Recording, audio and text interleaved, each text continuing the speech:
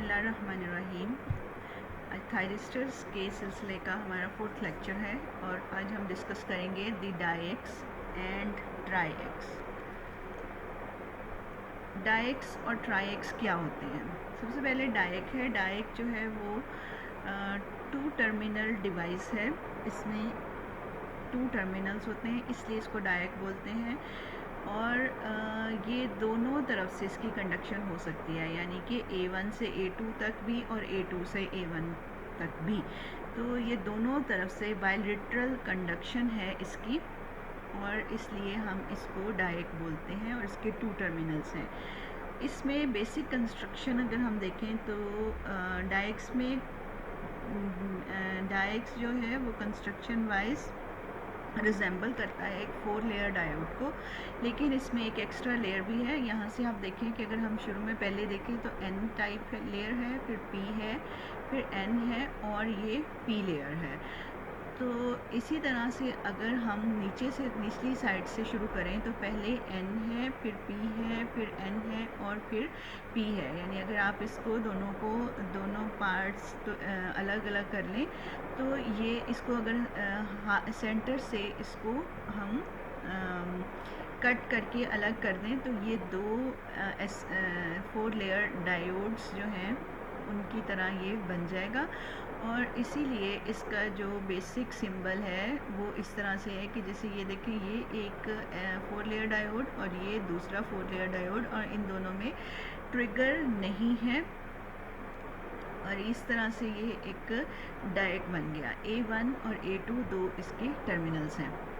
अच्छा, अब इसमें कंडक्शन कैसे होती है कि जब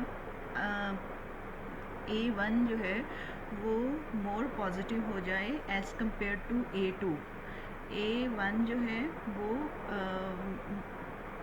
कंडक्ट करना, अगर हम इसकी बाइसिंग इस तरह से करें, बाइसिंग के लिए हम इसको नेक्स्ट पेज पे चले जाते हैं। हाँ जी, इस तरह से अगर बाइसिंग है, जैसे देखें ये हमारे पास जैसे हमने कहा था कि 4 लेयर डायोड जो है वो इक्विवेलेंट होता है 2 ट्रांजिस्टर्स के, जिसमें एक PNP ट्रांजिस्टर और दूसरा NPN कॉन्फ़िगरेशन में होता है, और दोनों ट्रांजिस्टर्स की जो बेसिस हैं वो एक दूसरे के कलेक्टर के साथ जो है वो अटैच होती हैं। यहाँ पे हमारे पास जो कवलेंट सर्किट होगा उसमें इस तरह के 4 ट्रांजिस्टर्स जो हैं वो होंगे।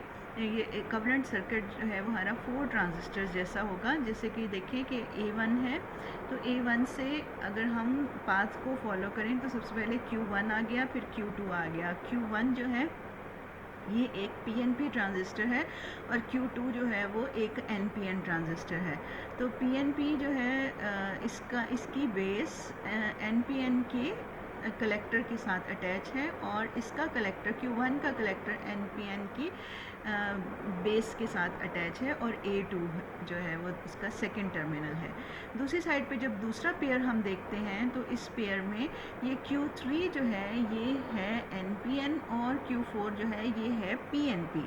ठीक है, तो ये 2 पेयर्स एक दूसरे के साथ A1 और A2 के ज़रिए जो है एक दूसरे के साथ इनका कनेक्शन है। तो आप कह सकते हैं कि इधर भी एक 4 लेयर डायोड है और इधर भी एक 4 लेयर डायोड है।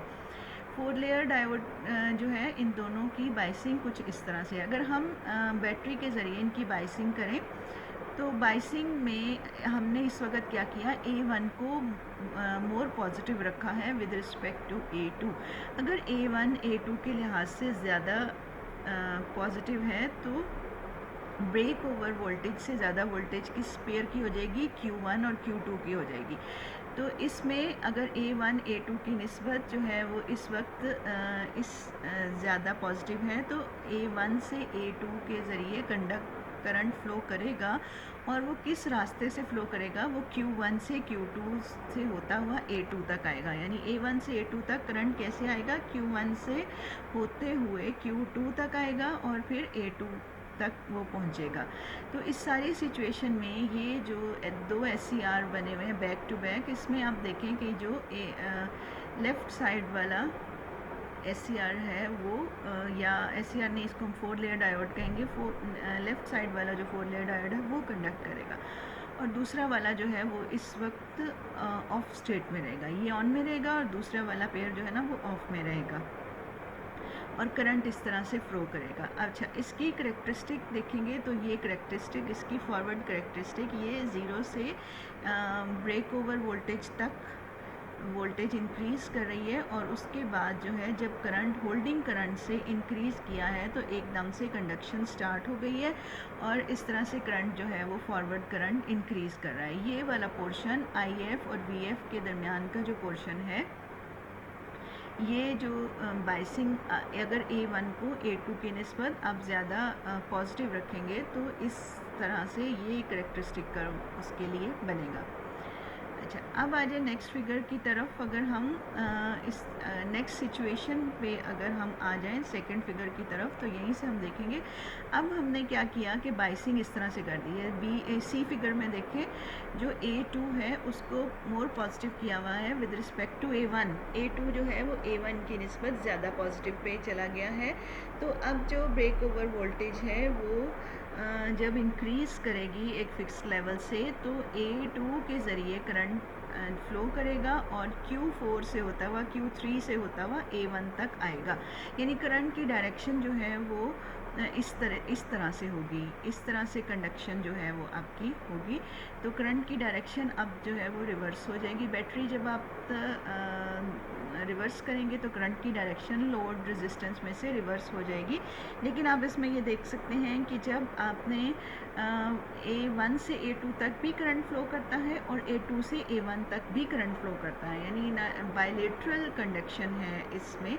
और इस चीज़ को डायरेक्ट में हम इस तरह से ये देखें, ये बैटरी की वोल्टेज रिवर्स की तो इस तरह का जो कर्व जो है ये बन रहा है। ये आपका जो ये रीजन है नीचे वाली ब्रेक ओवर रीजन, इस रीजन में जो फॉरवर्ड कंडक्शन रीजन, फॉरवर्ड जो ब्लॉकिंग रीजन है ये ब्रेक ओवर वोल्टेज, और ये फॉरवर्ड ब्लॉकिंग रीजन, इसमें होल्डिंग करंट से करंट नीचे है और ब्रेक ओवर वोल्टेज से वोल्टेज कम है।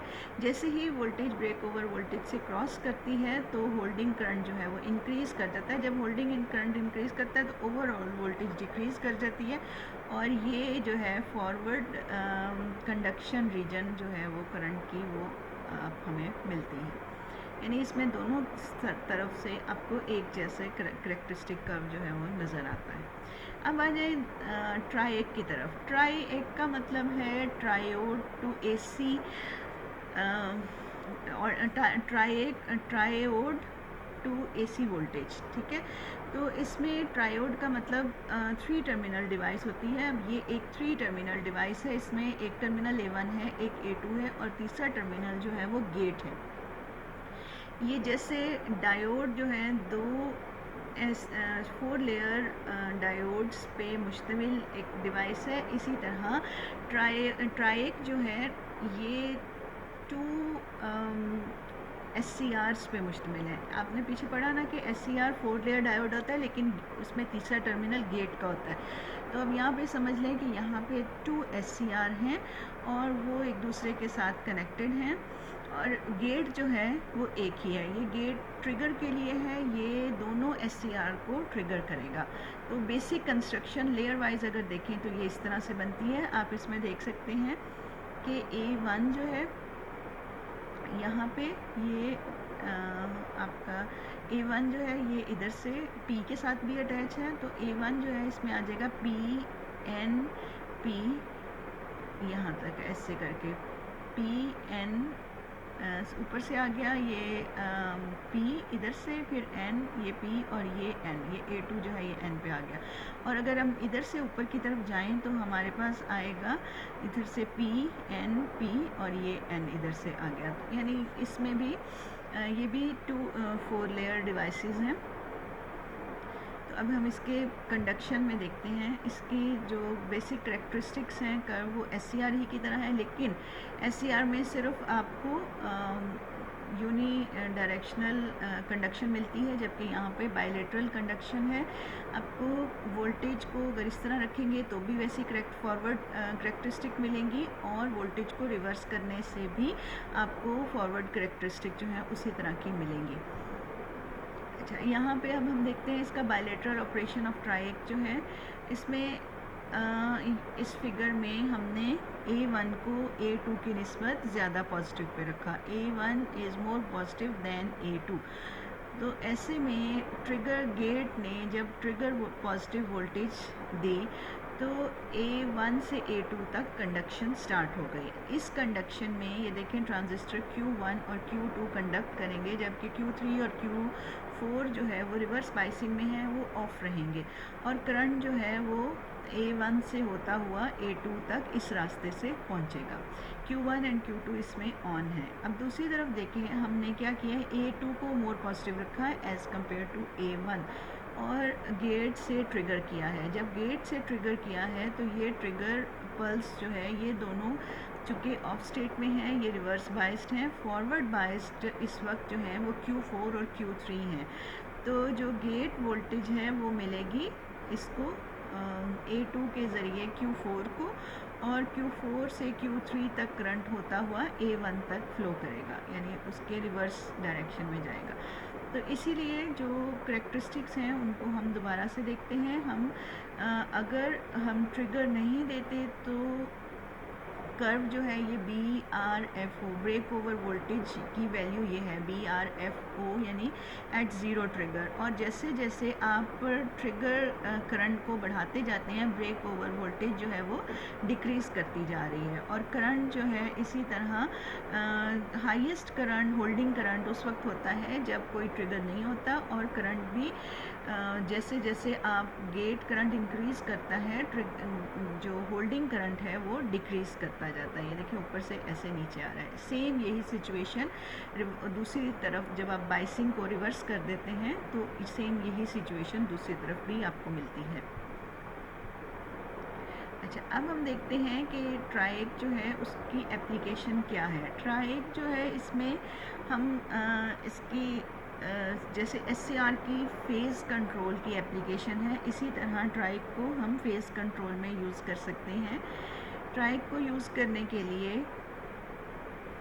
हमने ऑल्टरनेटिंग अगर हम करंट दे रहे हैं, ऑल्टरनेटिंग वोल्टेज अप्लाई कर रहे हैं, तो ट्राइक जो है वो उस ऑल्टरनेटिंग वोल्टेज के कुछ फेज़ में ऑन रहेगा और कुछ में वो ऑफ रहेगा। जितनी फेज़ में जितने एंगल के लिए ट्राइक जो है वो ऑफ रहता है उसको हम कहते हैं डिले एंगल, और इसे हम डिग्री में मेजर करते हैं। और वो फेज़ या वो एंगल जितने एंगल के लिए ये ट्राइक ऑन स्टेट में रहता है इसको हम कहते हैं कंडक्शन एंगल। तो इसमें लोड रेजिस्टेंस में इसको प्रैक्टिकली अप्लाई करने के लिए ये देखिए ये सिचुएशन दी हुई है। इसमें दो डायोड लगे हुए हैं, एक डायोड D1 और एक डायोड D2, और इस तरह से जो रेजिस्टेंस R1 है वो ट्रिगर के साथ जो गेट है उसके साथ अटैच है। ये R1 और कोई सा डायोड जो है ये मिल के एक पॉइंट सेट करते हैं। वो पॉइंट सेट करते हैं कि जिसके बाद ट्राइक ने कंडक्ट करना शुरू कर देना है, इसलिए इसकी बहुत ज़्यादा अहमियत है। सपोज़ पॉजिटिव साइकिल जब आया तो डायोड D1 जो है इसने कंडक्ट किया। उस पॉजिटिव साइकिल के लिए डायोड D1 जो है ये फॉरवर्ड बाइस्ड है, और डायोड D1 ने वो पॉजिटिव साइकिल जो है इस रास्ते से G को दिया। ठीक है, अब G ने R1 की वैल्यू जो है ये सेट करेगी कि कितनी देर के लिए ट्रिगर, कितनी देर के बाद ट्रिगर जो है ये पहुंचेगा, ये वोल्टेज जो है ये ट्रिगर करेगी ट्राइक को। ठीक है, तो सपोज़ ये जब पॉजिटिव साइकिल आए या फिगर में देखें, जब पॉजिटिव साइकिल आया तो इतने एंगल के लिए, यानी इतने एंगल के लिए अभी तक ट्रिगर जो है वो नहीं मिला। इस पॉइंट के बाद जो है ट्रिगर वोल्टेज जो और ट्रिगर करंट जो है वो फ्लो किया ट्राइक में से, और ट्राइक ऑन हो गया। जब ट्राइक ऑन हो गया तो A1 मोर पॉजिटिव हो गया एज़ कम्पेयर टू A2, और करंट जो है वो लोड रेजिस्टेंस में से A1 से A2 की तरफ फ्लो करने लगा। ठीक है, अब वो करंट कितनी देर तक फ्लो करेगा, इतनी देर तक कि जब तक साइकिल जो है वो ज़ीरो पे ना पहुंच जाए, इतनी देर तक करंट जो है वो फ्लो करेगा RL में से, और पावर जो है RL को लोड को डिलीवर होगी। जब जैसे ही 0 पॉइंट पे साइकिल पहुंचेगा तो D1 जो है वो रिवर्स बाइस्ड हो जाएगा और D2 जो है वो फॉरवर्ड बाइस्ड हो जाएगा। नेगेटिव साइकिल के लिए D2 जो है वो फॉरवर्ड बाइसिंग में आ जाएगा। जब D2 में से साइकिल जो है नेगेटिव साइकिल वो इधर आएगा, R1 ने पॉइंट सेट किया हुआ है कि जिसके बाद ट्रिगर जो है वो ऑन हो जाएगा। तो उस पॉइंट पे आते ही ट्रिगर ऑन हो जाएगा और करंट फ्लो करना शुरू कर देगा फ्रॉम A2 टू A1। जब इधर से साइकिल आएगा यानी A2 की तरफ से साइकिल आएगा तो A2 as compare to A1 more positive हो जाएगा, यानी A2 मोर पॉजिटिव हो जाएगा एज़ कम्पेयर टू A1। और कंडक्शन जो है वो लोड में से अपोजिट डायरेक्शन में होगी, यानी कंडक्शन होगी फ्रॉम A2 टू A1 और इस तरह से लोड में से अपोजिट डायरेक्शन में करंट फ्लो करेगा। अब यहाँ पे आप देख सकते हैं फिगर में कि इतने पॉइंट के लिए यानी इतने एंगल के लिए ये डिले एंगल है फॉर नेगेटिव साइकिल।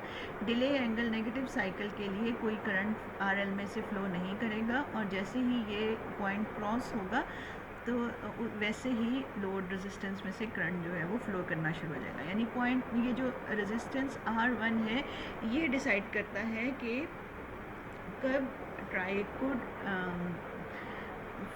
ट्रिगर करना है और कब ट्राइक को ट्रिगर नहीं करना। अब ये नीचे फिगर में हम देख सकते हैं यहाँ पे जो वोल्टेज ड्रॉ की हुई है, AB वोल्टेज जो ड्रॉ की है यानी जो लोड रेजिस्टेंस में से वोल्टेज है उसको हम देख सकते हैं कि ये वोल्टेज 0 से इंक्रीज़ होती होती होती होती यहाँ पे पहुँची है और जब ये पॉइंट आया है ये वो इंटरवल है जिसमें ट्राइक ओवरऑल ऑफ स्टेट में रहा है, यानी 0 से लेकर इतने एंगल तक पावर डिलीवर हुई है लोड को के लिए और फिर इतने एंगल के लिए ये करंट जो है ट्राइक में से होल्डिंग करंट से बिलो चला गया और इतने एंगल के लिए बिल्कुल कोई कंडक्शन नहीं हुई। और फिर जब इस लेवल से फर्दर डिक्रीज़ किया नेगेटिव साइकिल तब फिर से कंडक्शन स्टार्ट हो गई है और लोड में से फिर से पावर जो है वो जाना शुरू हो गई है। तो बीच में एक इंटरवल आ रहा है जिस इतने इंटरवल के लिए लोड को कोई पावर डिलीवर नहीं हो रही। तो ये चीज़ कितने टाइम के लिए या कितने एंगल के लिए लोड को पावर डिलीवर नहीं करनी ये आप R1 की वैल्यू से हम डिसाइड कर सकते हैं और इसको अपने मुताबिक हम पावर डिलीवर जो है वो सेटिंग कर सकते हैं। तो अब हमने थायरिस्टर की बहुत सी टाइप्स जो हैं वो हमने पढ़ ली हैं। थायरिस्टर की बस एक टाइप रह गई है सिलिकॉन कंट्रोल्ड स्विच, जिसे हम फर्दर देखेंगे इंशाल्लाह।